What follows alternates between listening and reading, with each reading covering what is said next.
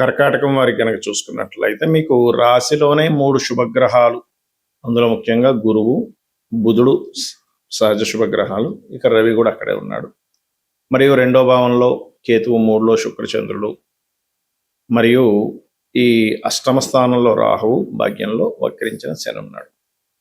అయితే ఈ చంద్రుడు 6 రాసులు తిరుగుతాడు. ఈ పక్షంలో ఈ యొక్క గ్రహస్థితి మూలంగా 12లో కుజుడు కూడా ఉన్నాడు. ఈ గ్రహస్థితి మూలంగా మీకు కలిగే ఫలితాలు ఏమిటి, ఏ దేవత ఆరాధన చేయాలి, ఎటువంటి విషయాల పట్ల మీరు జాగ్రత్తగా ఉండాలి అనేటువంటి అంశాలు చెప్తుంది నేనైనప్పటికీ చెప్పిస్తుంది సాక్షాత్ లలిత అమ్మవారిగా భావిస్తూ, ఆ లలితాంబిక అమ్మవారి యొక్క అనుగ్రహం మీకు పరిపూర్ణంగా కలగాలని మనస్ఫూర్తిగా కోరుకుంటూ, రాశిలో ఉండేటువంటి శుభగ్రహాలు చాలా మంచి ఫలితాలు ఇస్తాయి. అంటే కొన్ని పేరు ప్రఖ్యాతులకు కానివ్వండి, కొన్ని విషయాలు కాస్త ప్రశాంతంగా జరగడానికి ఉంటుంది. కాకపోతే ఇక్కడ రాశి నుంచి 2లో కేతువు, 12లో కుజుడు ఉన్నాడు కాబట్టి మీకు మరింత శుభంగా ఉండాలి అంటే గనక నవగ్రహాలలో కుజ కేతు గ్రహాల దగ్గర భక్తి శ్రద్ధలతో దీపారాధన చేయండి. ఖచ్చితంగా రిలీఫ్ అనేటువంటిది పెరుగుతుంది. గణపతిని ఎక్కువ ఆరాధించండి. రావాల్సిన ధనం, ఆటంకాలలో ఉన్నటువంటి ధనం రావడం జరుగుతూ ఉంటుంది. ఎట్టి పరిస్థితుల్లో కూడా మీరు 16, 17 తేదీలలో ఎటువంటి అగ్రిమెంట్స్ కానీ, కొన్ని పరిచయాలు, స్త్రీలతో ఉండే పరిచయాల విషయంలో కానీ, ఎవరితోనైనా కమ్యూనికేట్ చేసేటువంటి విషయంలో ముఖ్యంగా స్త్రీలతో జాగ్రత్తగా ఉండాలి. ఇక ఇక్కడ 20, 21 తేదీలు, ఈ 2 రోజులు కూడా మీరు ఎట్టి పరిస్థితుల్లో కూడా నిర్ణయాలు తీసుకోకండి. అది ప్రేమ వ్యవహారాల నిర్ణయం అనుకోండి, రాజకీయ సంబంధించిన నిర్ణయాలు అనుకోండి, ఎనీథింగ్ బిజినెస్ రిలేటెడ్ సంబంధించింది అనుకోండి. చంద్రుడు మీ యొక్క లగ్నాధిపతి నీచ పొందుతున్నాడు, అది ప్రధానంగా గుర్తుపెట్టుకోండి.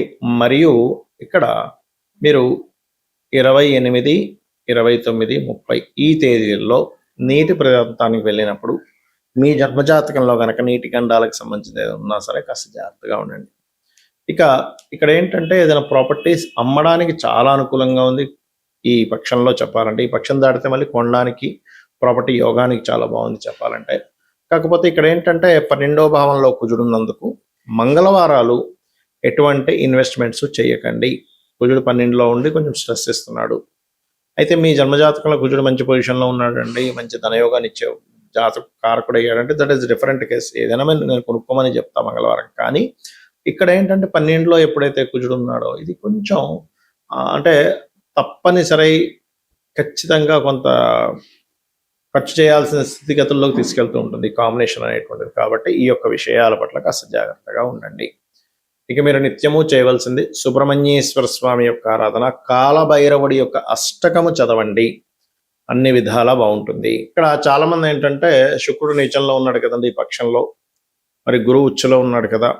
అదేవిధంగా జన్మజాతకంలో కూడా చాలా మంది అడుగుతుంటారు, ఏమండి మాకు పలానా గ్రహం నీచంలో ఉంది, పలానా గ్రహం ఉచ్చలో ఉంది, పలానా గ్రహం కేంద్రంలో ఉంది, పలానా గ్రహం కోణంలో ఉంది, ఇది హంస మహాపురుష యోగం అంటున్నారు, ఇది మాలవ్య మహాపురుష యోగం అంటున్నారు, లేకపోతే ఇలా రకరకాలు భద్ర మహాపురుష యోగము, ఏమిటిది మాకు చూస్తేనేమో ఇన్ని యోగాలు ఉన్నాయంటున్నారు, మరి మాకు ఏ యోగము కనబట్టం లేదు అని అంటుంటారు. ఇక్కడ ఏంటంటే ఒక విషయాన్ని మీరు బాగా అర్థం చేసుకోవాలి.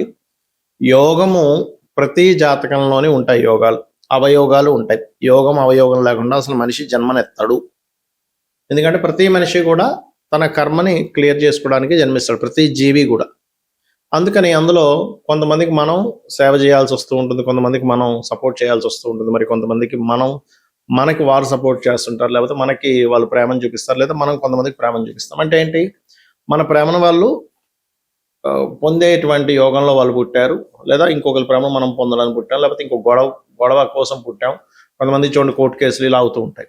ఇక్కడ ఏంటంటే పాయింట్ నెంబర్ 1, మీ జన్మజాతకంలో శుభంగా ఉండే గ్రహం అంటే మంచిగా శుభగ్రహాలతో కలిసిన గ్రహము, శుభకర్తరిలో ఉండే గ్రహము, మంచి యోగాన్ని పొందిన గ్రహము యొక్క మహాదశ అసలు ఉందా లేదా చూడండి. ఎందుకంటే ఆ మహాదశ ఉన్నప్పుడు అక్కడి వరకు వెయిట్ చేయాల్సి వస్తుంది మీరు. అంటే ఇప్పుడు KFC అధినేత ఉన్నారు, ఆయన దాదాపుగా 60 ఏళ్ళ వరకు కూడా ఇబ్బంది పడ్డాడు ఆయన లైఫ్లో. 60వ ఏట ఒక KFC అనేది క్రియేట్ చేసి అప్పుడు సెటిల్ అయ్యాడు. అంటే ప్రతి ఒక్కరికి కూడా వాళ్ళ జాతచక్రంలో ఉండే ఒక గొప్ప యోగం యొక్క మహాదశ ఉంటుంది. దానికోసం కొంచెం మనం ఓపికగా వెయిట్ చేయగలగాలి. ఇదే మనకి రామాయణంలో కూడా సీతామహాతల్లి చెప్తుంది, ఎవరు కూడా తొందరపడి ఆత్మహత్య చేసుకోకూడదు. ఎప్పుడు ఏ క్షణం ఎప్పటి నుంచి బాగుంటుందో మనకు తెలియదు కాబట్టి అంటుంది. ఎందుకంటే తన యొక్క జడతోనే తను ఒక్కసారి ఒక సెకండ్ అనిపిస్తుంది తనకి. తర్వాత అంతట్లో ఆంజనేయ స్వామి తను చెట్టు మీద నుంచి ఒక గానంలా చేస్తాడు రామాయణాన్ని. అప్పటి నుంచి తనకి ఒక హోప్ పెరుగుతుంది, ఓహో రాముడు వస్తాడు నన్ను రక్షిస్తాడని. లేకపోతే ఏమవుతుంది అంటే అక్కడ హోప్స్ అన్ని చచ్చిపోయాయి. ఇంక ఎక్కడో సముద్రం దాటి ఇక్కడ పెట్టేశాడు ఏంటనే ఒక ఫీలింగ్. కానీ రాముడి మీద ఎక్కడ తనకి భక్తి కానీ నమ్మకం కానీ ఎక్కడ పోలేదు. ఒక సెకండ్ ఆ ఘట్టం కూడా వాల్మీకి మనకు చూపించడానికి కారణం ఏంటంటే ఎంతటి వారికైనా ఒక్క సెకండ్ ఆ ఫీల్ వస్తుంది. ఆ ఒక్క సెకండ్ ఆగగలిగితే మన జీవితాలు మారుతాయని చెప్పడం. అయితే నేను ఇవన్నీ ఎందుకు చెప్తున్నానంటే ప్రధానంగా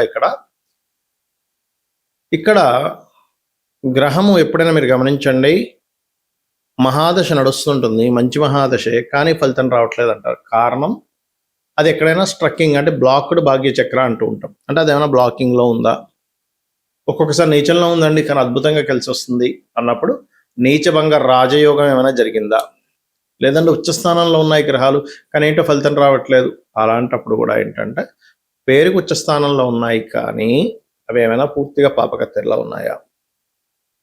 ఇక్కడ మీరు అర్థం చేసుకోవాల్సింది ఏంటంటే ఒక వ్యక్తికి గురువు ఉచ్చస్థానంలో ఉన్నాడు, గురువు ధనయోగాన్ని ఇస్తున్నాడు. అప్పుడు గురు సంబంధించినటువంటి వృత్తుల్లో ఉంటే వాళ్ళకి బాగుంటుంది. అంటే టీచింగు, ట్రైనింగు ఇలాంటి వాటిల్లో ఉంటే చాలా బాగుంటుంది, గుర్తుపెట్టుకోండి. అలా కాకుండా గురువు ఉచ్చలో ఉండి గురుధన యోగాన్ని ఇస్తూ ఉంటే మీరు పోయి నేనేదో హోటల్ పెట్టుకుంటానండి అంటే అది రాణించదు. ఎప్పుడు రాణిస్తుంది? మీరు ఏదైనా పుణ్యక్షేత్రాల్లో అక్కడ ఏదైనా హోటల్ పెట్టుకుంటే అప్పుడు అది గురువు సంబంధం కాబట్టి అప్పుడు రాణిస్తుంది మళ్ళీ. అంటే అది కాంబినేషన్ ఎలా అంటే ఇప్పుడు ఒక వ్యక్తికి బ్లడ్ తగ్గింది, బ్లడ్ ఎక్కిస్తే ప్రాణం బాగుంటుంది. ఏ బ్లడ్ పెడితే ఆ బ్లడ్ ఎక్కిస్తే ప్రాణం బతకదుగా. పర్టికులర్గా ఏ గ్రూపో ఆ పర్టికులర్ గ్రూప్ అయితేనే ఆ వ్యక్తికి రక్తహీనత ఉండేటువంటి దోషం పోయి వాళ్ళకి రక్తం పెరిగి బాగుంటాడు ఆరోగ్యంగా. అలాగే మన జన్మజాతకంలో ఏమిటి, ఇప్పుడు కొంతమందికి చంద్రుడు చాలా బాగుంటాడు, చంద్రుడే ధనయోగాన్ని ఇస్తున్నాడు, అప్పుడు అతను ట్రాన్స్పోర్టేషను లేకపోతే మానసిక శాస్త్రవేత్తలుగానో ఫుడ్ రిలేటెడ్ దాంట్లోకి వెళ్ళాలి. చాలామంది ఏం చేస్తారు, ఇది తెలియక చంద్రుడు బాగున్నాడు కదా అనేసరికి వీళ్ళు ఇంకెవరైతే ఇనప బిజినెస్ పెట్టుకుంటాడు, ఆయన బిజినెస్ పెడతారు. ఏంటోనండి మంచి మహాదశ అన్నారు, చంద్ర మహాదశ అన్నారు, చంద్రుడు చాలా ఉచ్చ స్థానంలో ఉందన్నారు, నాకు చూస్తేనేమో ఏంటో కలిసి రావట్లేదు. ఎందుకు కలిసి వస్తుంది? ఎందుకంటే మీరు ఎంత సిన్సియర్గా ఉదయం నిద్రలేచి 5 గంటలకు నిద్రలేచి చక్కగా పూజాది కార్యక్రమాలు చేసుకొని అన్నీ రెడీ అయ్యి మీరు ఇటు తిరుపతికి వెళ్ళాలంటే మీరు ఇటు వెళ్తూ ప్రయాణం చేస్తున్నారు. నేను చాలా సిన్సియర్గా పొద్దున్న 5 గంటలకు నిద్రలేచానని మంచి కారు పెట్టుకున్నాను కానీ ఇటు ప్రయాణం చేస్తాను తిరుపతి రావట్లేదు అనేది ఎంత రాంగో, మనం కూడా మన జన్మజాతకంలో దశాలార్డ్ లేదా ధనాన్ని ఇచ్చే కారకుడు. ఎందుకంటే ఇవాళ రేపు అందరికీ కూడా సమస్య ధన సంబంధంగానే ఉంది, డబ్బులు రావట్లేదు, అన్ని సమస్యలు దాని నుంచే చుట్టుకుంటూ ఉంటాయి. అయితే ధనమే ప్రధానం అని కాదు, కాకపోతే ధనం కూడా సంపాదించమని శాస్త్రం చెప్తుంది. మీ పర్సనల్ చార్ట్లో చదువుకునే స్టేజ్ నుంచి కూడా అసలు నేను ఏ కోర్స్ చేస్తున్నాను, అది నాకు ఉపయోగపడుతుందా లేదా అనేటువంటి చూసుకోండి పర్టికులర్గా. అప్పుడు మీకు ఆటోమేటిక్గా బాగుంటుంది అది. ఓకే. అలాగే ఇంకొక విషయం ఏంటంటే కొన్నిసార్లు మనకి ఆ కాంబినేషన్ ధనయోగం ఉంటుంది కానీ ఆ ధనాధిపతి పాడైపోయి ఉంటాడు. పాపకత్తెరలో పాప గ్రహాలతో అంటే కుటుంబ సంబంధించిన వ్యవహారాలు అందుకే గొడవలు రావడం, ధనం సంపాదించేసరికి ఎవడో ఏదో పట్టుకుపోవడం దాన్ని, ఇలాంటివి జరుగుతూ ఉంటాయి. కాబట్టి అప్పుడు అది ఏ గ్రహాల ద్వారా అయితే సంబంధం కలిగి పాడైందో ఆ గ్రహాలకు సంబంధించిన దానం ఇవ్వాలి. అంతేగాని ఆ పాడైంది కదండి నేను రత్నాలు పెట్టేసుకుంటానంటే కుదరదు. ఎలా అంటే ఇప్పుడు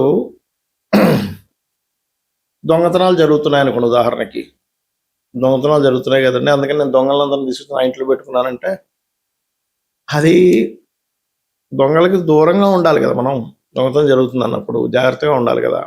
ఇక్కడ ఏం చేస్తున్నాం మనకు తెలియక రెండవ అధిపతిని పాడు చేస్తున్న గ్రహాలు కొన్ని ఉన్నాయి, ధనాన్ని ఇచ్చే గ్రహాలు. ఆ ధనాన్ని ఇవ్వడానికి సపోర్ట్ చేయాల్సిన గ్రహాలే కంబస్ట్ చేసేసి అక్కడ రాకుండా చేస్తున్నాయి. అప్పుడు మనం ఏం చేస్తున్నాం, దాన్ని ఇంకొంచెం బలం పెంచడం కోసం రత్నం పెట్టేసుకుంటున్నాం. అలా పెట్టకూడదు. అప్పుడు దానం ఇవ్వాలి లేదా రుద్రాక్ష ధరించాలి.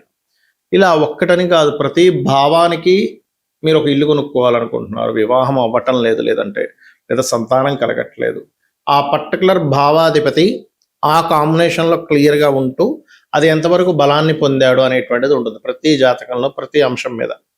ఆ బలాల యొక్క బేరేజ్ని బట్టే వీళ్ళకి ఓకే ఇంత లేట్ అవుతారు లేదా తొందరగా ఉంటుంది అద్భుతంగా ఉంటుంది ఈ మహాదశలో అనేటువంటి తెలియజేయడం జరుగుతూ ఉంటుంది. కాబట్టి నేను చెప్పబోయేది ఏంటంటే ఒకటే గుర్తుపెట్టుకోండి. ఫస్ట్ ఎంతసేపు ఏలినాడు శని లేకపోతే కాలసర్ప దోషాలు ఇవి ఉన్నాయి, నేను లేవనట్లే, కానీ దీని ప్రభావం కొంతే ఉంటుంది. ఇది ఒకటే కాకుండా అసలు ఎనాలిసిస్ చేయడం తెలుసుకుంటే అంటే ఏంటి, మీకు ఏ దశ నడుస్తుంది, ఏ అంతర్దశ నడుస్తుంది, వాళ్ళిద్దరి యొక్క బలం ఎలా ఉంది, గోచారంలో ఉండే గ్రహం ఎలా ఉంది, దానికి నేను ఏం చేసుకోవాలి. ఎలా అయితే ఒక మనిషి యొక్క స్కానింగ్ రిపోర్ట్ తీసుకొని అసలు ఏ వైటమిన్స్ తగ్గాయని చూసి దానికి తగ్గ టాబ్లెట్స్ ఇస్తే వాళ్ళకి ఎలా తగ్గుతుందో, ఇది కూడా సేమ్ యాజ్ ఇట్ ఈజ్ వాళ్ళ యొక్క జన్మజాతకంలో ఉండే కాంబినేషన్స్ని క్లియర్గా అబ్జర్వ్ చేసి రెమెడీస్ చేసుకోవాలి. అప్పుడు ఖచ్చితంగా పనిచేస్తాయి. రోజు నిత్యము లలిత చేసుకోవడము, రోజు దీపారాధన చేయడము, రోజు కాస్త ఆలయానికి వెళ్ళడం అలవాటు చేసుకోండి, అనే విధాలు బాగుంటుంది. శ్రీమాత్రే నమః.